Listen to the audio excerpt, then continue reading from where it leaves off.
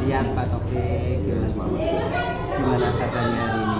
Alhamdulillah sehat. Alhamdulillah saya juga sehat Pak. Pak Taufik, sebelumnya saya mengucapkan terima kasih karena sudi meluangkan waktunya untuk wawancara dengan tema pengambilan keputusan berbasis nilai-nilai kebajikan. Dan tentunya di sini saya akan belajar banyak dari panjenengan, bagaimana panjenengan mengambil kebijakan terkait studi kasus yang pernah panjenengan alami. Dan ini juga terkait tugas saya di modul 3.1.A.6 mengenai demonstrasi kontekstual dengan tema pengambilan keputusan berbasis nilai-nilai kebijakan. Pak, selama ini bagaimana panjenengan dapat mengidentifikasi kasus-kasus yang merupakan dilema etika atau bujukan moral? Ya, pertanyaan yang bagus, bahwa sejauh ini saya tidak melakukan identifikasi secara khusus, tapi secara kondisional. Saya akan mempelajari dan menyimpulkan terhadap kasus yang terjadi, dan kesimpulan tersebut akan kami gunakan atau saya gunakan sebagai bahan tindak lanjut pengambilan keputusan baik dilema etika maupun bujukan moral. Selama ini bagaimana panjenengan menjalankan pengambilan keputusan di sekolah panjenengan Pak, terutama untuk kasus-kasus di mana ada dua kepentingan yang sama-sama benar atau sama-sama mengandung nilai kebajikan?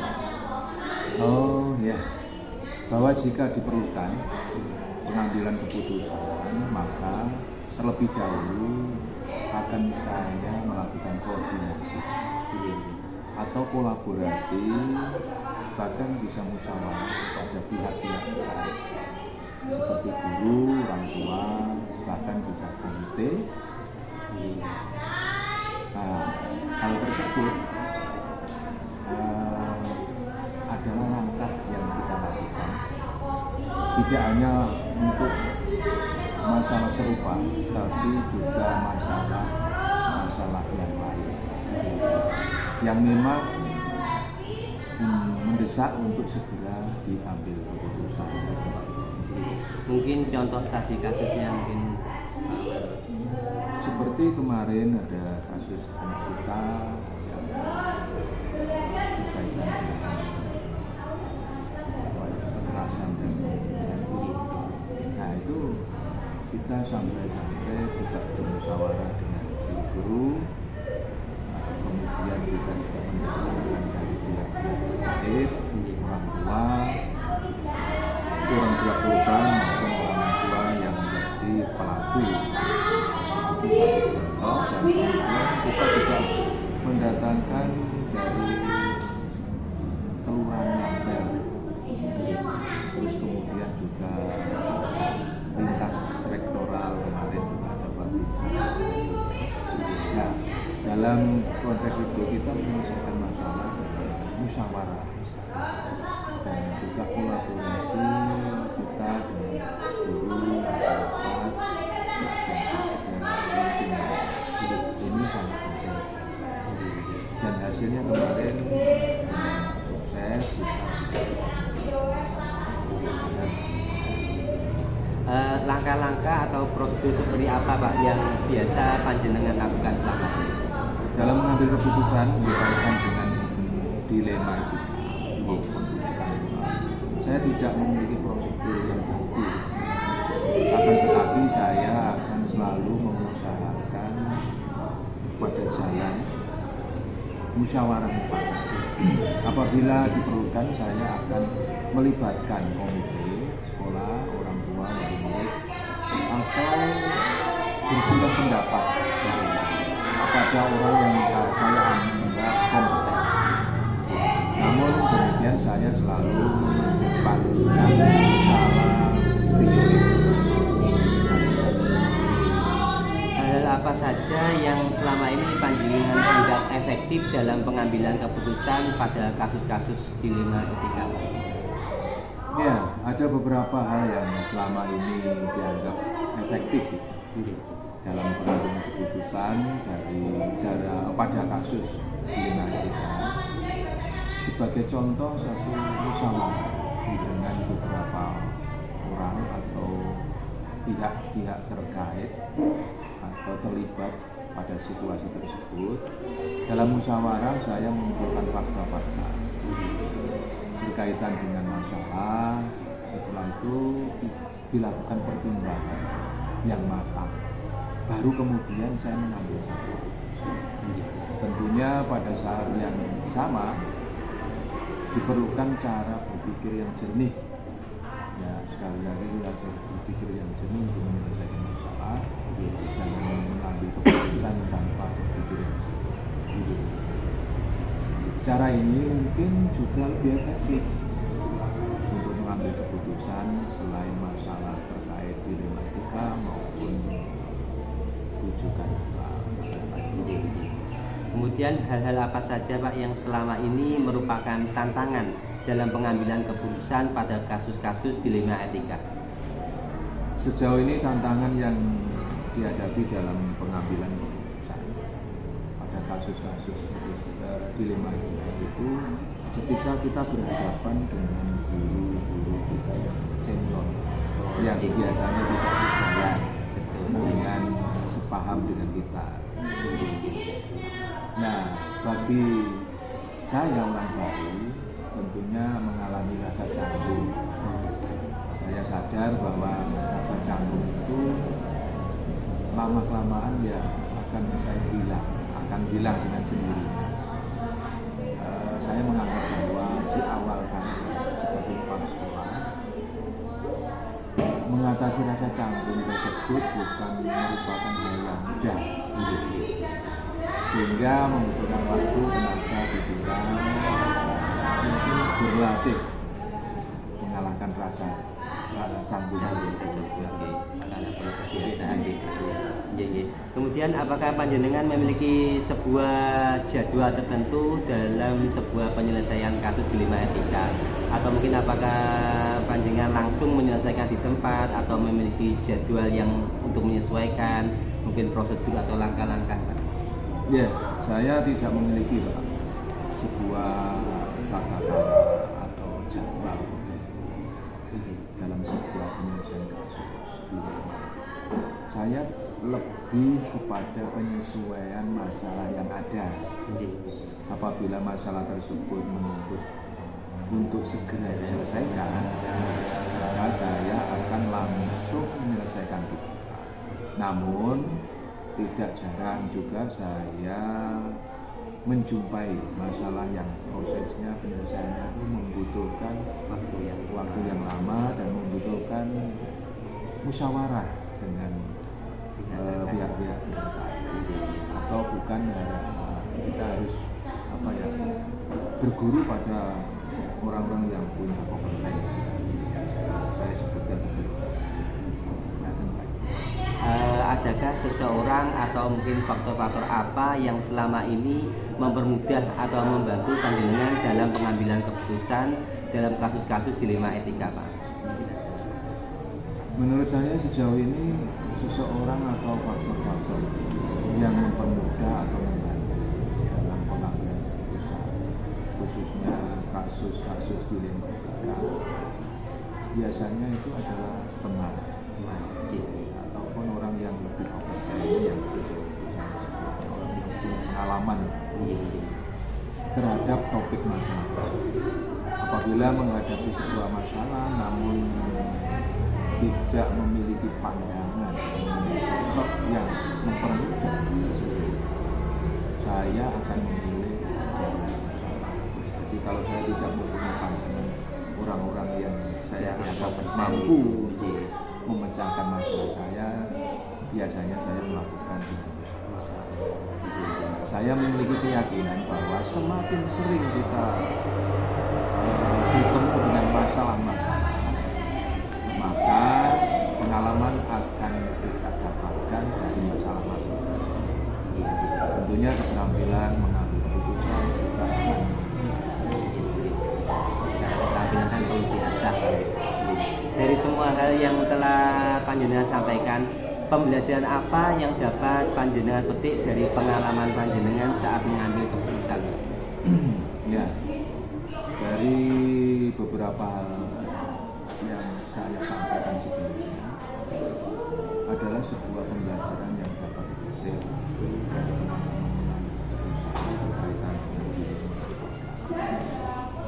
Salah satunya kita tidak bisa sendiri mengatasi sesuatu. Kita harus punya teman, punya seseorang yang kita anggap mampu atau punya pengalaman, dan yang paling penting adalah musyawarah. Ya, baik dalam lingkup kecil maupun lingkup yang lebih luas. Jadi dari sendiri musyawarah paling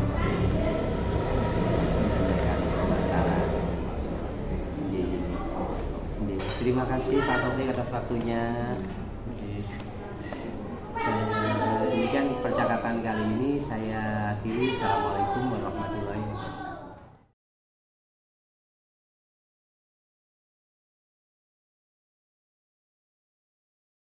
Selamat siang Pak Raffi. Gimana kabarnya Pak Raffi hari ini?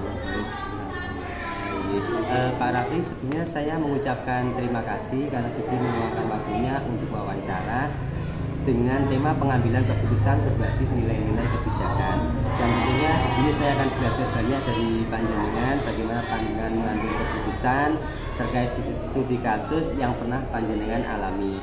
Dan terkait tugas ini untuk melengkapi tugas saya di Guru Penggerak di modul 3.1.A.6 mengenai demonstrasi kontekstual mengenai pengambilan keputusan berbasis nilai-nilai kebijakan.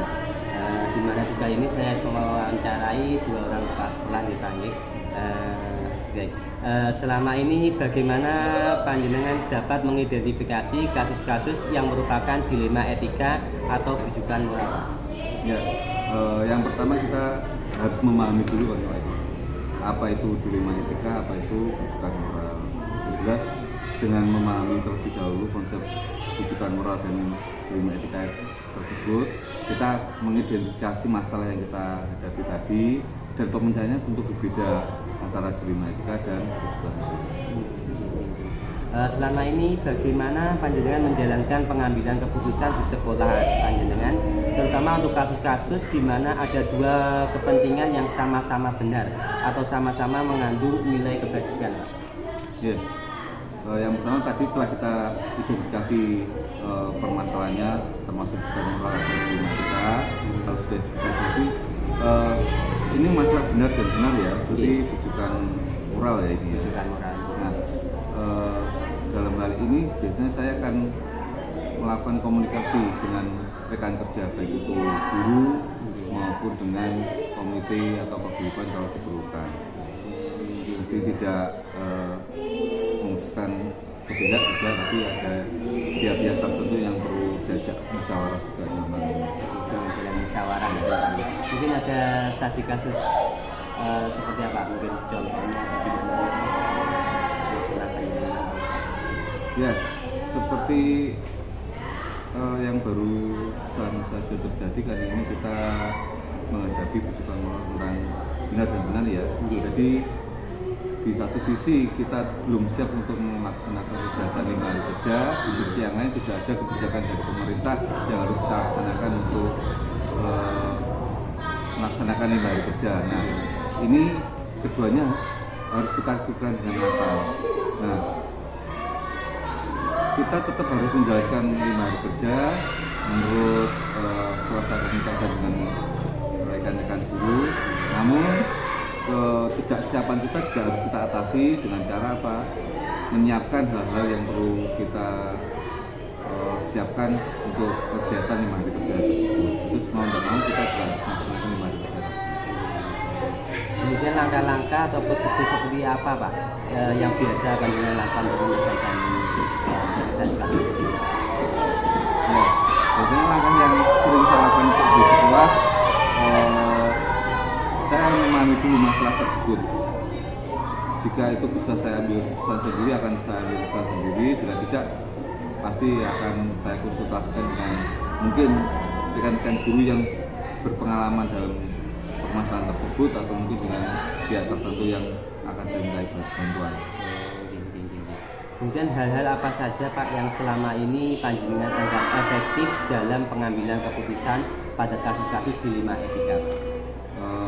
Dalam hal ini yang saya anggap efektif itu adalah komunikasi, Pak. Jadi komunikasi tentang permasalahan yang kita hadapi itu sangat penting. Jadi kita tidak akan salah langkah atau tidak akan salah mengambil keputusan tersebut. Kemudian hal apa saja Pak yang selama ini merupakan tantangan dalam pengambilan keputusan pada kasus-kasus dilema etika? Mungkin ada tantangan tersendiri. Ya, yang sering terjadi biasanya ada perbedaan pengambilan keputusan ya. Jadi mungkin apa yang sudah kita putuskan itu ada beberapa dari kita yang tidak bisa menerima. Namun demikian kita bisa mengkomunikasikan, jadi kita tetap berkomunikasi, menjelaskan bagaimana langkah-langkah yang sudah kita ambil itu baik buruknya, dan insya Allah mereka akan bisa memahami. Lajeng apakah panjenengan memiliki sebuah jadwal tertentu dalam sebuah pengambilan penyelesaian kasus dilema etika? Apakah panjenengan langsung menyelesaikan di tempat, atau mungkin panjenengan perlu waktu, prosedur, atau gimana?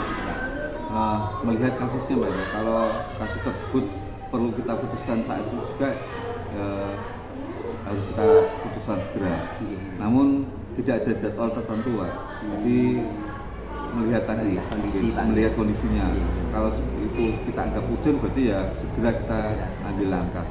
Karena memang terkadang harus kita mengambil keputusan secara cepat, Pak. Mungkin adakah seseorang atau faktor-faktor apa yang selama ini mempermudah atau membantu panjenengan dalam pengambilan keputusan dalam kasus-kasus dilema etika, Pak?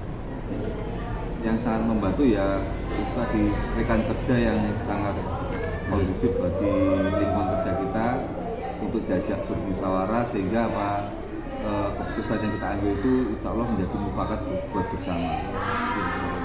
Karena lingkungan itu mempengaruhi lagi. Dari semua hal yang telah disampaikan, pembelajaran apa yang dapat panjenengan petik dari pengalaman panjenengan dalam mengambil keputusan yang kaitannya dengan dilema etika? Ya, dalam hal ini yang bisa saya petik yaitu proses musyawarah, Pak. Musyawarah di lingkungan kerja itu harus sangat baik. Jangan sampai kita melewatkan hal tersebut, karena mungkin saja ya pengalaman-pengalaman kita itu bisa saling berbagi dengan rekan yang lainnya, sehingga keputusan yang kita ambil itu keputusan yang benar-benar bijaksana dan tanpa melukai yang lainnya. Karena seorang pemimpin harus tidak berbeda sebelah gitu, Pak. Terima kasih Pak Raffi atas waktu yang disampaikan. Terima kasih.